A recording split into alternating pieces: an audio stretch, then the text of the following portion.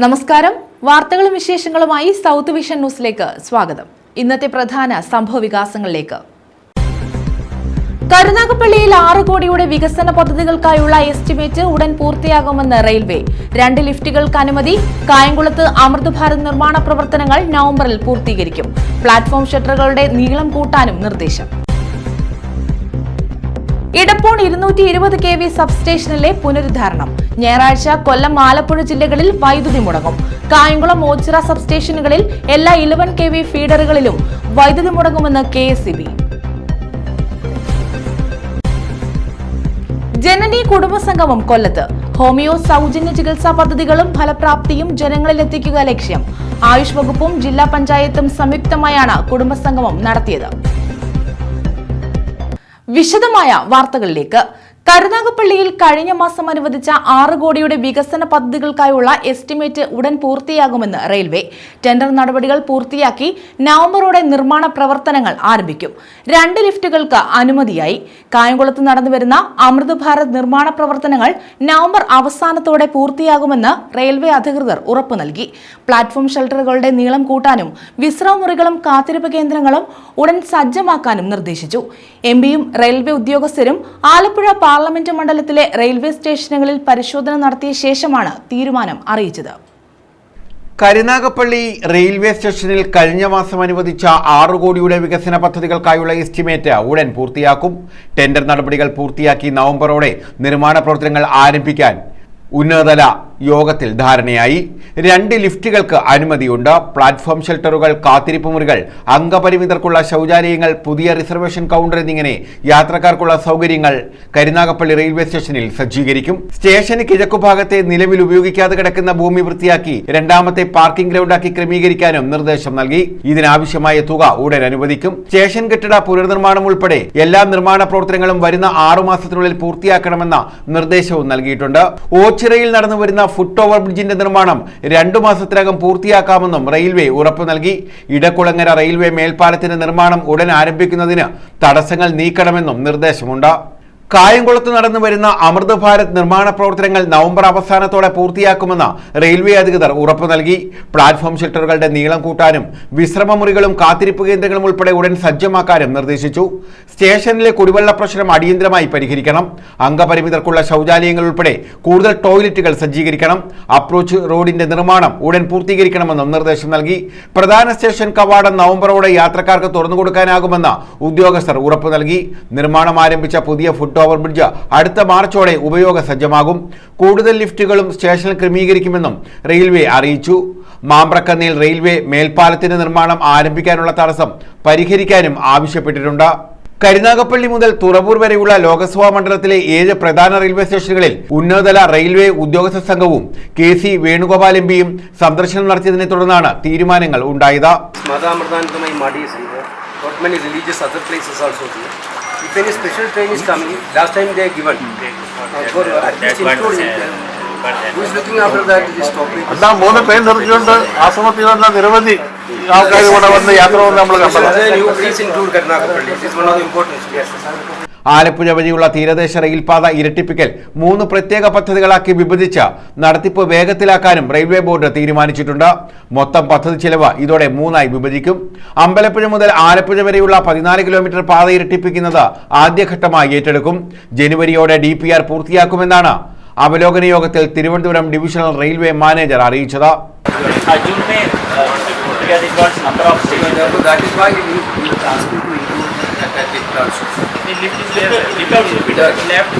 Basically, sir, lift work is separately centered. But in that, because it is mostly electrical work, basically electrical work. Haripad സ്റ്റേഷനിൽ platform ഷട്ടറുകളുടെ നീളം കൂട്ടാനുള്ള നടപടികൾ സ്വീകരിക്കണമെന്നും ആവശ്യപ്പെട്ടിട്ടുണ്ട്. Approach road ഉടൻ അറ്റകുറ്റപ്പണി നടത്തി ഗതാഗത യോഗ്യമാക്കും. കരുവാറ്റ, കുറ്റിത്തറ, ചെറുതന, മങ്കുഴി അടിപ്പാതകളിലെ വെള്ളക്കെട്ട് പരിഹരിക്കാൻ സ്ഥലം സന്ദർശിച്ച് നടപടിയെടുക്കാൻ റെയിൽവേ അധികൃതരെ ചുമതലപ്പെടുത്തി. അമ്പലപ്പുഴയിൽ കൂടുതൽ മിനി പ്ലാറ്റ്ഫോം ഷെൽട്ടറുകൾ സ്ഥാപിക്കും. ദൈനംദിന ഹ്രസ്വദൂര എക്സ്പ്രസ് ട്രെയിനുകൾ 1-ാം നമ്പർ പ്ലാറ്റ്ഫോം വഴി കടത്തിവിടാനാകുമോ എന്നത് പരിശോധിക്കാനും നിർദ്ദേശം നൽകി. News bureau, Karunagappally. Ochira railway station റോഡിൽ അടിപ്പാത നിർമ്മിക്കണമെന്ന ആവശ്യം ഇതിന്റെ ഭാഗമായി വല്യത്ത് ജംഗ്ഷനിൽ പ്രതിഷേധ യോഗം ചേർന്നു. ദേശീയപാത 66-ൽ വല്യത്ത് ജംഗ്ഷനിൽ അടിപ്പാത ന്യായമായ ആവശ്യമാണെന്ന് CR മഹേഷ് MLA ചൂണ്ടിക്കാട്ടി. ഓച്ചിറ പരബ്രഹ്മക്ഷേത്രം, ടൗൺ മസ്ജിദ്, railway station, higher secondary school, Valiyath school, ഗ്രാമപഞ്ചായത്ത് ഓഫീസ്, വില്ലേജ് ഓഫീസ് തുടങ്ങിയ സ്ഥലങ്ങളിലേക്ക് യാത്ര ചെയ്യുന്നതിനായി ഓച്ചിറ റെയിൽവേ സ്റ്റേഷൻ റോഡിൽ അടിപ്പാത വേണമെന്ന ആവശ്യമാണ് ഉയരുന്നത്. ഓച്ചിറ റെയിൽവേ സ്റ്റേഷനിലേക്ക് നിലവിലുള്ള റോഡ് കെട്ടി അടയ്ക്കപ്പെടുന്നതോടെ ജനങ്ങൾ യാത്രാ ദുരിതത്തിലാകും. ഈ സാഹചര്യത്തിൽ റെയിൽവേ സ്റ്റേഷൻ റോഡിൽ അടിപ്പാത നിർമ്മിച്ച യാത്രാ പ്രശ്നങ്ങൾക്ക് പരിഹാരം കാണണമെന്ന് ആവശ്യപ്പെട്ടാണ് വല്യത്ത് ജംഗ്ഷനിൽ പ്രതിഷേധ യോഗം സംഘടിപ്പിച്ചത്. CR മഹേഷ് MLA യോഗം ഉദ്ഘാടനം ചെയ്തു. ദീർഘദൂര യാത്രക്കാരെ ഒരു വഴി കൂടെ വിടുക, നമ്മൾ നാട്ടിൻപുറത്തുള്ള നാട്ടുകാരുടെ ചെറിയ ചെറിയ ആവശ്യങ്ങൾക്ക് വേണ്ടി നെട്ടോട്ടം ഓടുന്നവരെ മറ്റ് സർവീസ് റോഡുകൾ വഴി വിടുക, അങ്ങനെ വാഹനങ്ങളെയും യാത്രക്കാരെയും തരംതിരിച്ചു വിടുകയാണ്. അപ്പം യാത്രക്കാരുടെ ആവശ്യം നടക്കുമ്പോൾ നമുക്കും കാസർഗോഡ് പോകണമെങ്കിൽ സമയം ലാഭിക്കാം. നമ്മൾ പലപ്പോഴും കൊല്ലത്ത് വരെ പോകുന്നതിന് 1.5 മണിക്കൂർ എടുക്കണം, 2 മണിക്കൂർ എടുക്കണമെങ്കിൽ നമുക്ക് അരമണിക്കൂർ കൊണ്ട് പോയിട്ട് വരാം, 1 മണിക്കൂർ കൊണ്ട് തിരുവനന്തപുരത്ത് പോയിട്ട് വരാം. അപ്പം നമ്മളുടെ ആവശ്യവും നടക്കും, എല്ലാവരുടെയും ആവശ്യം നടക്കും. മെഹർ ഖാൻ ചേന്നല്ലൂർ അധ്യക്ഷത വഹിച്ചു. ഇതിങ്ങനെ ഈ റോഡ് ഇങ്ങനെ കെട്ടിയടക്കപ്പെട്ടത് മൂലം, ഇത് പാലമായി കടന്നു പോയതിന് പ്രശ്നമില്ല, കെട്ടിയടക്കപ്പെട്ടത് മൂലം ഓച്ചിറയിൽ വന്നു ചേരുന്ന ഉത്സവങ്ങൾക്ക് വന്നു ചേരുന്ന ലക്ഷക്കണക്കിന് ആൾക്കാർ അവർക്ക് വണ്ടി പാർക്ക് ചെയ്യാനോ ബൈക്ക് 2 വീലർ പാർക്ക് ചെയ്യാനോ യാതൊരു സൗകര്യങ്ങളും ഇല്ലാതായി. ഇതൊക്കെ വളരെയേറെ മുന്നേ നാം ഓരോരുത്തരും ചിന്തിക്കേണ്ട പ്രശ്നങ്ങളായിരുന്നു. അങ്ങനെ ധാരാളം വിഷയങ്ങൾ ഇവിടെ നമ്മുടെ മുന്നിൽ അഭിമുഖീകരിക്കുക. ഗ്രാമപഞ്ചായത്ത് president B. Sreedevi, block panchayat president Geethakumari, ഗ്രാമപഞ്ചായത്ത് vice president N. Krishnakumar, Sulfiya Sherin, Latheefa Beevi, Geetha Raju, BS Vinoda, Ashir, Praveen, Ansar A Malabar, Ayyanikkal Majeeda, MS Shoukatha, Binu, Radhakrishnan Koyikkaletha, Thazhava Sathyan, Ochira Thaha, Shareef Geethanjali തുടങ്ങിയവർ പങ്കെടുത്തു. News bureau, Ochira. Ayush homoeopathy വകുപ്പ്, കൊല്ലം ജില്ലാ പഞ്ചായത്ത്, ജില്ലാ ഹോമിയോ ആശുപത്രി എന്നിവ സംയുക്തമായി ജനനി കുടുംബ സംഗമം സംഘടിപ്പിച്ചു. സർക്കാർ തലത്തിൽ നടപ്പാക്കി വരുന്ന സൗജന്യ ചികിത്സാ പദ്ധതികളും അവയുടെ ഫലപ്രാപ്തിയും ജനങ്ങളിൽ എത്തിക്കുന്നതിന് വേണ്ടിയാണ് ജനനി കുടുംബ സംഗമം സംഘടിപ്പിച്ചത്. മന്ത്രി J. ചിഞ്ചുറാണി കുടുംബ സംഗമം ഉദ്ഘാടനം ചെയ്തു. ആയുഷ് ഹോമിയോ വകുപ്പ്, കൊല്ലം ജില്ലാ പഞ്ചായത്ത്, ജില്ലാ ഹോമിയോ ആശുപത്രി എന്നിവ സംയുക്തമായാണ് ജനനി കുടുംബ സംഗമം സംഘടിപ്പിച്ചത്. വന്ധ്യതാ ചികിത്സ, ഹോമിയോപ്പതിയുടെ സാധ്യതകൾ ജനങ്ങളിലേക്ക് എത്തിക്കുക എന്ന ലക്ഷ്യത്തോടെയാണ് ആയുഷ് ഹോമിയോപ്പതി വകുപ്പ് ജനനി പദ്ധതി നടപ്പാക്കുന്നത്. ജില്ലാ ഹോമിയോ ആശുപത്രിയിലാണ് ജനനി പദ്ധതിയുടെ പ്രവർത്തനം. സർക്കാർ തലത്തിൽ നടപ്പാക്കി വരുന്ന സൗജന്യ ചികിത്സാ പദ്ധതികളും അവയുടെ ഫലപ്രാപ്തിയും ജനങ്ങളിൽ എത്തിക്കുന്നതിന്റെ ഭാഗമായാണ് കുടുംബസംഗമം സംഘടിപ്പിച്ചത്. മന്ത്രി J. ചിഞ്ചുറാണി ഉദ്ഘാടനം ചെയ്തു. നമ്മുടെ കേരള സർക്കാർ തന്നെ ആയുഷ് ഹോമിയോ വകുപ്പ് നടത്തി വരുന്ന ജനനി പദ്ധതി, അത് വന്ധ്യതാ ചികിത്സാ പദ്ധതിയിലൂടെ കൊല്ലം ജില്ലയിൽ നാം ഇന്നെടുത്ത് പരിശോധിക്കുമ്പോൾ 300 ദമ്പതികൾക്ക് സന്താന ഭാഗ്യം ലഭിച്ചിട്ടുണ്ട് എന്നുള്ളതാണ് നമുക്ക് വളരെ സന്തോഷകരമായി ഈ അവസരത്തിൽ നമുക്ക് പറയുന്നത്. സർക്കാർ തലത്തിൽ തന്നെ ഇത്തരത്തിലുള്ള പദ്ധതികൾ നടപ്പിലാക്കി വരുന്നു. നല്ല സൗജന്യ ട്രീറ്റ്മെന്റ് ഉൾപ്പെടെയാണ് കൊടുത്തുകൊണ്ടിരിക്കുന്നത് എന്നുള്ളതാണ്. നമുക്കറിയാം, ഇന്ന് കേരളത്തിലെ വലിയ ആശുപത്രികളിൽ അതോടൊപ്പം തന്നെ ജനറൽ മെഡിസിൻ ഉൾപ്പെടെ കൊടുത്തുകൊണ്ട് വ്യത്യസ്തങ്ങളായിട്ടുള്ള വന്ധ്യതാ ട്രീറ്റ്മെന്റ് നടത്തുന്നവർക്ക് ലക്ഷക്കണക്കിന് രൂപ ചെലവഴിക്കുമ്പോഴാണ് ഹോമിയോ മുഖേന ഇത്തരത്തിൽ ജനനി പദ്ധതി വളരെ വലുതായ നിലയിൽ കേരളത്തിൽ നടപ്പിലാക്കി അതിലൂടെ ഒട്ടനേകം കുഞ്ഞുങ്ങൾക്ക് ജന്മം നൽകുവാൻ നമ്മുടെ രക്ഷകർത്താക്കൾക്ക് ഇത് കഴിഞ്ഞത്, അല്ലെങ്കിൽ നമ്മുടെ വനിതകൾക്ക് ഇത് കഴിഞ്ഞത് എന്നുള്ളത് എടുത്തു പറഞ്ഞു. ജില്ലാ panchayat president doctor P. K. Gopan അധ്യക്ഷത വഹിച്ചു. ജില്ലാ കളക്ടർ N. ദേവിദാസ്, ജില്ലാ പഞ്ചായത്ത് വൈസ് പ്രസിഡന്റ് ശ്രീജ ഹരീഷ്, ജനനി ജില്ലാ കൺവീനർ ഡോക്ടർ മിനികുമാരി, ജില്ലാ പഞ്ചായത്ത് സ്റ്റാൻഡിംഗ് കമ്മിറ്റി അംഗം J. നജീബത്ത, ജില്ലാ ശിശുക്ഷേമ സമിതി സെക്രട്ടറി D. ഷൈൻദേവ, ഹോമിയോപ്പതി ജില്ലാ medical officer doctor Achamma Linu Thomas, ജില്ലാ പഞ്ചായത്ത് സെക്രട്ടറി സായൂജ്, ഡോക്ടർ ബിന്ദു തുടങ്ങിയവർ പങ്കെടുത്തു. ന്യൂസ് ബ്യൂറോ, കൊല്ലം. ഞായറാഴ്ച കൊല്ലം, ആലപ്പുഴ ജില്ലകളിൽ വൈദ്യുതി മുടങ്ങും. ഇടപ്പോൺ 220 kV സബ്സ്റ്റേഷനിലെ പുനരുദ്ധാരണ പ്രവൃത്തികളുടെ ഭാഗമായി ഇടപ്പോൺ കായംകുളം 110 kV ലൈൻ ഓഫാക്കുന്നതിനാലാണ് കായംകുളം ഓച്ചിറ സബ്സ്റ്റേഷനുകളിൽ നിന്നുള്ള എല്ലാ 11 kV ഫീഡറുകളിലെയും വൈദ്യുതി വിതരണം പൂർണ്ണമായും മുടങ്ങുന്നത്. ഇടപ്പോൺ 220 kV സബ്സ്റ്റേഷനിലെ പുനരുദ്ധാരണ പ്രവൃത്തികളുടെ ഭാഗമായാണ് ഇടപ്പോൺ കായംകുളം 110 kV ലൈൻ ഓഫാക്കുന്നത്. ഇതിന്റെ ഭാഗമായാണ് 12-ന് രാവിലെ 8:30 മുതൽ വൈകിട്ട് 5 വരെ കായംകുളം ഓച്ചിറ സബ്സ്റ്റേഷനുകളിൽ നിന്നുള്ള എല്ലാ 11 kV ഫീഡറുകളിലെയും വൈദ്യുതി വിതരണം പൂർണ്ണമായും തടസ്സപ്പെടുന്നത്. Kayamkulam town, Krishnapuram, Koprapura, spinning mill, Kariyilakulangara, Eruva, Maviletha, Perumpally, Muthukulam, Kandalloor, ദേശീയപാത, ചൂളത്തെരുവ്, അമൃത, ഓച്ചിറ ടൗൺ, ദേവികുളങ്ങര, അഴീക്കൽ, ക്ലാപ്പന, ചങ്ങൻകുളങ്ങര എന്നിവിടങ്ങളിലാണ് വൈദ്യുതി പൂർണ്ണമായോ ഭാഗികമായോ തടസ്സപ്പെടുന്നതെന്ന് KSEB അധികൃതർ അറിയിച്ചു. News bureau, Kayamkulam. കുണ്ടറ ഉപജില്ലാ ശാസ്ത്രമേളയ്ക്ക് തുടക്കമായി. 2 ദിവസമായാണ് ശാസ്ത്ര, ഗണിത, സാമൂഹ്യശാസ്ത്ര പ്രവൃത്തി പരിചയമേള നടക്കുന്നത്. യുറേക്ക എന്ന പേരിലാണ് ശാസ്ത്രമേള സംഘടിപ്പിച്ചിട്ടുള്ളത്. കുണ്ടറ ഉപജില്ലാ ശാസ്ത്രമേളയ്ക്കാണ് തുടക്കമായത്. കുണ്ടറ KGVG UP സ്കൂളിലാണ് യുറേക്ക എന്ന പേരിൽ ഉപജില്ലാ ശാസ്ത്രോത്സവത്തിന് തുടക്കം കുറിച്ചത്.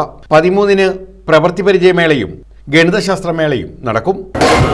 കേരളപുരത്ത് സോഷ്യൽ സയൻസ് മേള നടക്കുന്നുണ്ട്. അടുത്ത തിങ്കളാഴ്ച ഇവിടെ വെച്ച് വർക്ക് എക്സ്പീരിയൻസ് മേളയും MGD സ്കൂളിൽ വെച്ചിട്ട് ഗണിതശാസ്ത്രമേളയും നടക്കുകയാണ്.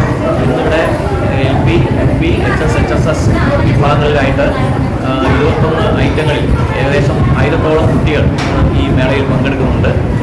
സമയബന്ധിതമായി ഈ മേള നടന്നുകൊണ്ടിരിക്കുകയാണ്. അതിൻ്റെ ഇവാലുവേഷൻ നടന്നുകൊണ്ടിരിക്കുകയാണ്. News bureau, Kundara. കേരള സർവകലാശാല യൂണിയൻ തെരഞ്ഞെടുപ്പിൽ Anchal saint John's college union SFI നിലനിർത്തി. മുഴുവൻ ജനറൽ സീറ്റുകളിലും SFI വിജയിച്ചു.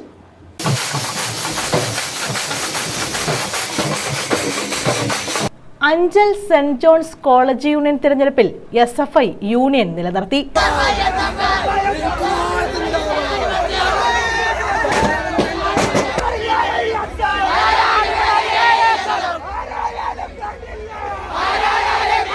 തെരഞ്ഞെടുപ്പിൽ വിജയിച്ച SFI AESF പ്രവർത്തകർ അഞ്ചലിൽ പ്രകടനം നടത്തി.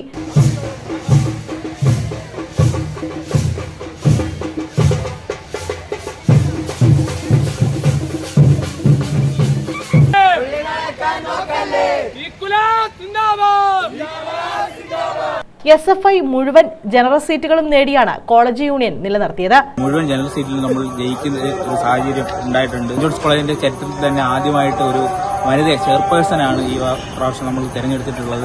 അത് കൂടാതെ നമുക്ക് 7 സീറ്റുകളാണ് നമുക്ക് പ്രധാനപ്പെട്ടതായിട്ട് ഉള്ളത്. അതിൽ ചെയർപേഴ്സണായിട്ട് ഐലിയും വൈസ് ചെയർപേഴ്സണായിട്ട് നമുക്കുള്ളത് ഷാനിമോളും ജനറൽ സെക്രട്ടറി ആയിട്ട് അലിഫ് ഖാൻ 2 UECമാരാണ്. അതിലൊന്ന് കൃഷ്ണയും നൗഫലുമാണ്. പിന്നുള്ളത് ആർട്സ് ക്ലബ്ബാണ്. അത് നമുക്ക് ശിവാനിയുമാണ് നമ്മൾ തിരഞ്ഞെടുത്തിട്ടുള്ളത്. സെക്കൻഡ് PG റെപ്പ് ഉൾപ്പെടെ 15 ക്ലാസ് റെപ്രസെന്റേറ്റീവ് സീറ്റുകളിൽ AESF വിജയിച്ചു. കള്ളത്തരങ്ങളെയും പൊള്ളത്തരങ്ങളെയും എല്ലാം പൊളിച്ചെഴുതിക്കൊണ്ട് AESFന് വലിയ വിജയം നേടിത്തന്ന വിദ്യാർത്ഥി സഹാക്കളെ മുഴുവൻ അഭിവാദ്യം ചെയ്യുന്നു. വരാൻ പോകുന്ന പോരാട്ടത്തിൽ എല്ലാവരുടെയും പിന്തുണ നമ്മുടെ പ്രിയപ്പെട്ട പ്രസ്ഥാനത്തിന് വേണ്ടി ആവശ്യപ്പെട്ടുകൊണ്ട്. News bureau, Anchal. സംസ്ഥാന സ്കൂൾ കായികമേളയുടെ ഭാഗ്യചിഹ്നത്തിന്റെ പ്രകാശനം മന്ത്രി V. ശിവൻകുട്ടി നിർവഹിച്ചു. ഈ വർഷത്തെ ഭാഗ്യചിഹ്നം തങ്കു എന്ന മുയലാണ്. ഇന്ത്യൻ ക്രിക്കറ്റ് താരം സഞ്ജു സാംസനെ സ്കൂൾ ഒളിമ്പിക്സിന്റെ ബ്രാൻഡ് അംബാസഡറായി മന്ത്രി പ്രഖ്യാപിച്ചു. മുൻ വർഷത്തെ പോലെ തന്നെ സംസ്ഥാന സ്കൂൾ കായികമേള ഒളിമ്പിക്സ് മാതൃകയിൽ തിരുവനന്തപുരത്ത് ഒക്ടോബർ 21 മുതൽ 28 വരെ സംഘടിപ്പിക്കും. മന്ത്രി V. ശിവൻകുട്ടി വാർത്താ സമ്മേളനത്തിലാണ് ഇക്കാര്യം അറിയിച്ചത്. 12 വേദികളിൽ 40 ഇനങ്ങളിലായാണ് അത്ലറ്റിക് ഗെയിംസ് മത്സരങ്ങൾ. 21-ന് വൈകിട്ട് ചന്ദ്രശേഖർ നായർ സ്റ്റേഡിയത്തിലാണ് ഉദ്ഘാടനവും മാർച്ച് പാസ്റ്റും. മത്സരങ്ങൾ 22-ന് ആരംഭിക്കും. 12 ഗെയിംസ് മത്സരങ്ങൾ നടക്കുന്ന സെൻട്രൽ സ്റ്റേഡിയമാണ് മുഖ്യവേദി. ഗൾഫിൽ നിന്നുള്ളവരും ഭിന്നശേഷി വിഭാഗത്തിൽപ്പെട്ടവരുമടക്കം 20,000-ലേറെ കുട്ടികൾ പങ്കെടുക്കും. തിരുവനന്തപുരം നഗരത്തിലെ 75 സ്കൂളുകളിലായാണ് കുട്ടികൾക്ക് താമസമൊരുക്കുക. ഗതാഗതത്തിന് 200 ബസ്സുകൾ ഏർപ്പെടുത്തും. മലയാളിയുടെ അഭിമാനമായ ഇന്ത്യൻ ക്രിക്കറ്റ് താരം സഞ്ജു സാംസണാണ് ഇത്തവണ സ്കൂൾ ഒളിമ്പിക്സിന്റെ brand ambassador. News desk, South Vision. 14 വർഷക്കാലമായി ഭൂരഹിതരായ ദളിത്, ആദിവാസി ജനവിഭാഗങ്ങൾ ഉൾപ്പെടെ തുടരുന്ന പുനലൂർ അരിപ്പ ഭൂസമരം അവസാനിപ്പിക്കാൻ സർക്കാർ മുന്നോട്ട് വെച്ച വ്യവസ്ഥകൾ സമര സംഘടനകൾ അംഗീകരിച്ചതായി മന്ത്രി K. രാജൻ വാർത്താ സമ്മേളനത്തിൽ അറിയിച്ചു. പട്ടികവർഗ വിഭാഗത്തിൽപ്പെടുന്ന 35 കുടുംബങ്ങൾക്ക് 1 ഏക്കർ ഭൂമിയുടെ അവകാശം നിലനിർത്തി അരിപ്പ സമരഭൂമിയിൽ 20 സെന്റ് പുരയിടവും 10 സെന്റ് നിലവും വീതം നൽകും. സമരത്തിലുള്ള 209 SC കുടുംബങ്ങൾക്ക് 12 സെന്റ് വീതവും ജനറൽ വിഭാഗത്തിൽപ്പെട്ട 78 കുടുംബങ്ങൾക്ക് 10 സെന്റ് വീതവും ഭൂമി പതിച്ചു നൽകി പട്ടയം അനുവദിക്കാനും സർക്കാർ തീരുമാനിച്ചു. ഈ വ്യവസ്ഥകളാണ് ഭൂസമരം നടത്തുന്ന 6 സംഘടനകളും ചർച്ചയിൽ അംഗീകരിച്ചത്. പുനലൂർ താലൂക്കിലെ തിങ്കൾക്കരിക്കം വില്ലേജിലെ സർവേ നമ്പർ 745/1 94 ഏക്കർ സർക്കാർ പുറമ്പോക്ക് കുത്തകപ്പാട്ടം വ്യവസ്ഥ ലംഘിച്ച് തങ്ങൾകുഞ്ഞ് മുസ്ലിയാർ കൈവശം വെച്ചിരുന്നു. 1997 ഓഗസ്റ്റ് 4-ന് PS സുബാൽ MLA ഇടപെടൽ അനുസരിച്ച് അന്നത്തെ റവന്യൂ വകുപ്പ് മന്ത്രി K ഇസ്മയിലിന്റെ നേതൃത്വത്തിൽ വകുപ്പ് അധികൃതർ ഈ ഭൂമി തിരിച്ചുപിടിച്ചു. സർക്കാർ ഉത്തരവനുസരിച്ച് ഇതിൽ നിന്നും 13.55 ഏക്കർ കുളത്തൂപ്പുഴ മോഡൽ റെസിഡൻഷ്യൽ സ്കൂളിനും 21.53 ഏക്കർ ചെങ്ങറ ഭൂസമരക്കാർക്കും കൈമാറി. ശേഷിക്കുന്ന ഭൂമിയിൽ 2012 ഡിസംബർ 31 മുതൽ ഭൂരഹിതരായ ദളിത് ആദിവാസി വിഭാഗങ്ങൾ ദീർഘകാല പ്രക്ഷോഭം ആരംഭിക്കുകയായിരുന്നു. കഴിഞ്ഞ ദീർഘമായിട്ടുള്ള 14 വർഷക്കാലമായി അരിപ്പയിലെ ഭൂസമരം പല വിധത്തിൽ കേരളീയ പൊതുസമൂഹം ചർച്ച ചെയ്തിട്ടുള്ളതാണ്. ഭൂസമരവുമായി ബന്ധപ്പെട്ട് അതിഭീകരമായിട്ടുള്ള പല വിധത്തിലുള്ള പ്രശ്നങ്ങളും ചർച്ച ചെയ്യപ്പെട്ട പൊതുവായിട്ടുള്ള സാഹചര്യം കേരളത്തിൽ പൊതു ചർച്ചയ്ക്ക് വിധേയമായിട്ടുണ്ട് എന്നുള്ളത് കൊണ്ട് അത് വീണ്ടും നിങ്ങളുടെ മുമ്പിൽ ആവർത്തിക്കണം എന്ന് കരുതുന്നില്ല. അരിപ്പയിലെ ഭൂസമരം നേരത്തെ മുതൽ പലതരത്തിലുള്ള വിശദീകരണങ്ങൾക്കും ചർച്ചകൾക്കും വിധേയമായിട്ടുള്ളതാണ്. 1997 അന്നത്തെ റവന്യൂ വകുപ്പ് മന്ത്രി ശ്രീ K ഇസ്മയിലുള്ള സമയത്ത് തന്നെ അന്ന് MLA ആയിരുന്ന PS സുബാലിൻ്റെ ഇടപെടലിൻ്റെ ഭാഗമായി പുനലൂർ താലൂക്കിലെ തിങ്കൾക്കരിക്കം വില്ലേജിലെ സർവേ നമ്പർ 745/1 94 ഏക്കർ സർക്കാർ പുറമ്പോക്ക് കുത്തകപ്പാട്ട വ്യവസ്ഥ ലംഘിച്ച് തങ്ങൾകുഞ്ഞ് മുസ്ലിയാർ കൈവശം വെച്ചിരുന്നു എന്ന പ്രശ്നം ബഹുമാനപ്പെട്ട MLA സഭയ്ക്കകത്തും പുറത്തും ഉന്നയിച്ചതിനെ തുടർന്ന് അന്നത്തെ ഗവൺമെൻറ്റിൻ്റെ കാലത്ത് റവന്യൂ വകുപ്പ് തിരിച്ചുപിടിച്ച ഭൂമിയാണത്. ആ ഭൂമിയിൽ സർക്കാർ ഉത്തരവനുസരിച്ച് 13.55 ഏക്കർ ഭൂമി കുളത്തൂപ്പുഴ മോഡൽ റെസിഡൻഷ്യൽ സ്കൂളിനും 21.53 ഏക്കർ ഭൂമി ചെങ്ങറ സമരഭൂമിക്കാർക്കും നേരത്തെ തന്നെ വീതം വെച്ച് നൽകിയിട്ടുണ്ടായിരുന്നു. 2012 ഡിസംബർ 31-ന് കുളത്തൂപ്പുഴയിലെ സർക്കാർ ഭൂമിയിൽ ഭൂരഹിതരായിട്ടുള്ള ദളിത് ആദിവാസി വിഭാഗങ്ങൾ ദീർഘകാലത്തേക്ക് നീണ്ടു നിൽക്കുന്നൊരു പ്രക്ഷോഭത്തിന് തുടക്കം കുറിച്ചതു മുതലാണ് ഇതുമായി ബന്ധപ്പെട്ട അരിപ്പ ഭൂസമരം എന്ന പേരിൽ അറിയപ്പെട്ട പ്രശ്നം ആരംഭിച്ചത്. ജീവിക്കാനും കൃഷി ചെയ്യാനുമുള്ള ഭൂമി ആവശ്യപ്പെട്ടുകൊണ്ടിട്ടുള്ള ദീർഘകാലം എടുക്കുന്ന ഒരു സമരത്തിലേക്ക് അത് കടന്നു. വിവരശേഖരണത്തിനോ കൃത്യമായിട്ടുള്ള കണക്കെടുപ്പിനോ സാധ്യമാകാത്ത വിധം റവന്യൂ പോലീസ് ഉദ്യോഗസ്ഥരെ പോലും അകത്ത് കിടക്കാൻ പറ്റാത്ത വിധത്തിൽ ശക്തമായിട്ടുള്ള പ്രക്ഷോഭം, പ്രത്യേകിച്ച് ആദിവാസികൾ അവരുടെ ഭൂമിക്ക് വേണ്ടി നടന്നിട്ടുള്ള വലിയ പ്രശ്നങ്ങളും പ്രയാസങ്ങളും അവിടെ ഉണ്ടായി. 2017 ഫെബ്രുവരി 17 റവന്യൂ വനം വകുപ്പ് മന്ത്രിമാരുടെ സാന്നിധ്യത്തിൽ ഒരു യോഗം ചേർന്നെങ്കിലും ഇത് സംബന്ധിച്ച പൂർണ്ണമായിട്ടുള്ള തീരുമാനം നമ്മൾ നിർദ്ദേശിച്ചെങ്കിലും ആ വിധത്തിൽ എടുക്കാൻ വേണ്ടി സാധ്യമായില്ല എന്ന ഒരു പ്രയാസം നമ്മുടെ മുമ്പിലുണ്ട്. ജീവിക്കാനും കൃഷി ചെയ്യാനുമായി ഭൂമി ആവശ്യപ്പെട്ടാണ് 14 വർഷമായി അവർ സമരം തുടർന്നത്. അന്നു മുതൽ സമരം ഒത്തുതീർപ്പാക്കുവാൻ സർക്കാർ ഇടപെടലുകൾ നടന്നിരുന്നു. അരിപ്പയിൽ 48.83004 ഏക്കർ ഭൂമി ശേഷിക്കുന്നുണ്ട്. ഇവിടെ തന്നെ പുരയിടവും കൃഷിഭൂമിയും വേണമെന്ന സമരക്കാരുടെ ആവശ്യത്തോടാണ് ഈ സർക്കാർ അനുഭാവപൂർവമായ നിലപാട് സ്വീകരിച്ചിരിക്കുന്നതെന്ന് മന്ത്രി വിശദീകരിച്ചു. റോഡും കളിസ്ഥലവും ഉൾപ്പെടെ പൊതുവാവശ്യം ഒഴിച്ച് 39.9 ഏക്കർ ഭൂമിയാണ് അരിപ്പ ഭൂസമരക്കാർക്ക് അനുവദിക്കുന്നത്. നിരന്തരമായ ഇടപെടലുകളും ചർച്ചകളും നടത്തിയാണ് സന്തോഷകരമായ തീർപ്പിൽ എത്തിയിരിക്കുന്നത്. ചെങ്ങറ ഭൂസമരം തീർപ്പാക്കി നേരത്തെ ഭൂമി വിതരണം ചെയ്തിരുന്നു. താമസയോഗ്യമല്ല എന്ന പ്രശ്നം ചൂണ്ടിക്കാട്ടി പലരും ആ ഭൂമി ഉപേക്ഷിച്ചു പോയതായി സർക്കാരിന്റെ ശ്രദ്ധയിൽപ്പെട്ടിട്ടുണ്ട്. അവർക്ക് വേണ്ടുന്ന ഭൂമി സംസ്ഥാനത്തിന്റെ പല ഭാഗങ്ങളിലായി അന്വേഷിക്കാനുള്ള നടപടികൾ പുരോഗമിക്കുകയാണെന്നും മന്ത്രി പറഞ്ഞു. വാർത്താ സമ്മേളനത്തിൽ PS Subal MLA, land revenue commissioner Jeevan Babu എന്നിവർ പങ്കെടുത്തു. News bureau, Punalur. Chavara Panmana pearl organisation producer group മുട്ട ദിനത്തിന്റെ ഭാഗമായി മുട്ട വിഭവങ്ങളുടെ വിപണന മേള നടത്തി. പന്മന കുടുംബശ്രീ CDSന്റെ നേതൃത്വത്തിലായിരുന്നു വിപണന മേള സംഘടിപ്പിച്ചത്. ലോക മുട്ട ദിനവുമായി ബന്ധപ്പെട്ട് പന്മന കുടുംബശ്രീ CDSന്റെ ആഭിമുഖ്യത്തിൽ മുട്ട ഭക്ഷ്യ വിപണന മേള തന്നെ സംഘടിപ്പിക്കുകയുണ്ടായി. ബഹുമാനപ്പെട്ട പന്മന ഗ്രാമപഞ്ചായത്ത് പ്രസിഡന്റ് അധ്യക്ഷതയിൽ ബ്ലോക്ക് പഞ്ചായത്ത് പ്രസിഡന്റാണ് ഉദ്ഘാടനം നിർവഹിച്ചത്. വളരെ വിജയകരമായി തന്നെ നമുക്ക് പൂർത്തീകരിക്കാൻ സാധിച്ചു. ധാരാളം മുട്ട വിഭവങ്ങളുടെ ഒരു ശ്രേണി തന്നെ ഒരുക്കിയിട്ടുണ്ടായിരുന്നു. സ്ത്രീ ശാക്തീകരണത്തിന്റെ ഉദാത്ത മാതൃകയാണ് ഇന്ന് കുടുംബശ്രീ. സ്വയം പര്യാപ്തത നേടിക്കൊണ്ടാണ് ഇന്ന് മിക്ക കുടുംബശ്രീ ഗ്രൂപ്പുകളും പ്രവർത്തിക്കുന്നത്. ഇത്തരത്തിൽ സജീവമായ ഗ്രൂപ്പുകളിലൊന്നാണ് ചവറ പന്മനയിലെ പേൾ ഓർഗനൈസേഷൻ പ്രൊഡ്യൂസർ ഗ്രൂപ്പ്. മുട്ട ഉൽപാദനത്തിലൂടെയാണ് ഈ ഗ്രൂപ്പ് ശ്രദ്ധ നേടുന്നത്. ലോക മുട്ട ദിനത്തിൽ മുട്ട വിഭവങ്ങളുടെ ഭക്ഷ്യ വിപണന മേള ഒരുക്കിയാണ് ഇവർ ശ്രദ്ധ നേടിയത്. പേൾ ഓർഗനൈസേഷൻ എന്ന ഗ്രൂപ്പാണ് ഇത് സ്റ്റാർട്ട് ചെയ്തേക്കുന്നത്. 1.5 ലക്ഷം രൂപ വരെയാണ് ഇവർക്ക് അനുവദിച്ചിരിക്കുന്നത്. തിരിച്ചടയ്ക്കേണ്ടാത്ത 50,000 രൂപയും 4% ഇൻട്രസ്റ്റിൽ 1 ലക്ഷം രൂപയാണ് ഇവർക്ക് കൊടുത്തിരിക്കുന്നത്. ഈ 50,000 രൂപ എന്ന് പറയുന്നത് ഇൻഫ്രാസ്ട്രക്ചർ മേടിക്കാൻ വേണ്ടിയിട്ടാണ്. 250ഓളം കോഴി ഉണ്ട്.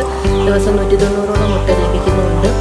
നല്ല രീതിയിൽ ഇതിൻ്റെ മുട്ടകളുടെ വിപണനം തന്നെ കുടുംബശ്രീ ഏറ്റെടുത്തിരിക്കുകയാണ്. വളരെ വിജയകരമായി പൂർത്തീകരിക്കുകയാണ്. 1 ലക്ഷം രൂപ 4% തിരിച്ചടവിൽ കമ്മ്യൂണിറ്റി ഇൻവെസ്റ്റ്മെന്റ് ഫണ്ടായും 50,000 രൂപയുടെ ഇൻഫ്രാസ്ട്രക്ചറുമാണ് പേൾ ഓർഗനൈസേഷൻ പ്രൊഡ്യൂസർ ഗ്രൂപ്പിന് ലഭിച്ചത്. 290 കോഴികളുണ്ട്. ദിനംപ്രതി ലഭിക്കുന്നത് 190 മുട്ടകളാണ്. 250 കോഴി ഉണ്ടെങ്കിലും 180-190 മുട്ട വരെ ലഭിക്കത്തുള്ളൂ. മുട്ട ഇട്ടൊക്കെ ഇതിന്റെ പരിപാലനം എങ്ങനെയൊക്കെയാണ്? രാവിലെ 7 മണിയാകുമ്പോൾ രാവിലത്തെ ഭക്ഷണം കൊടുത്തു കഴിഞ്ഞാൽ വൈകിട്ട് കറക്റ്റ് 4 മണി കഴിയുമ്പോൾ വൈകിട്ടത്തെ ഭക്ഷണം കൊടുക്കും. ഇടവേളകളിൽ നമ്മൾ ഇലകളരിഞ്ഞ് കൊടുക്കും. ഭക്ഷണം സമയം കറക്റ്റായിരിക്കണം. പുറത്തുനിന്നുള്ള ആരെയും കോഴി പേടിക്കാതിരിക്കാറ്. കോഴി പേടിച്ചു കഴിഞ്ഞാൽ അത് മുട്ടയിടിയിൽ കുറയും. പിന്നെ രാത്രിയിൽ അതിനെ വൈകിട്ട് കൊടുക്കണം. ഇത്ര മണിക്കൂർ അതിന് പ്രകാശം ഉണ്ടെങ്കിൽ മാത്രമേ മുട്ട പ്രോസസ് നടക്കുകയുള്ളൂ. കുടുംബശ്രീ കൊല്ലം ജില്ലാ മിഷനും പന്മന കുടുംബശ്രീ CDSും സംയുക്തമായാണ് പേൾ ഓർഗനൈസേഷൻ പ്രൊഡ്യൂസർ ഗ്രൂപ്പിന് നേതൃത്വം നൽകുന്നത്. മുട്ട ദിനവുമായി ബന്ധപ്പെട്ട പരിപാടിക്ക് അനിമൽ ഹസ്ബൻഡറിയുടെ RPമാരുടെ സഹായ സഹകരണങ്ങളും ഉണ്ടായിരുന്നു. News bureau, Chavara.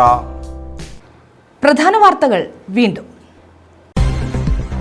കരുനാഗപ്പള്ളിയിൽ 6 കോടിയുടെ വികസന പദ്ധതികൾക്കായുള്ള എസ്റ്റിമേറ്റ് ഉടൻ പൂർത്തിയാകുമെന്ന് റെയിൽവേ.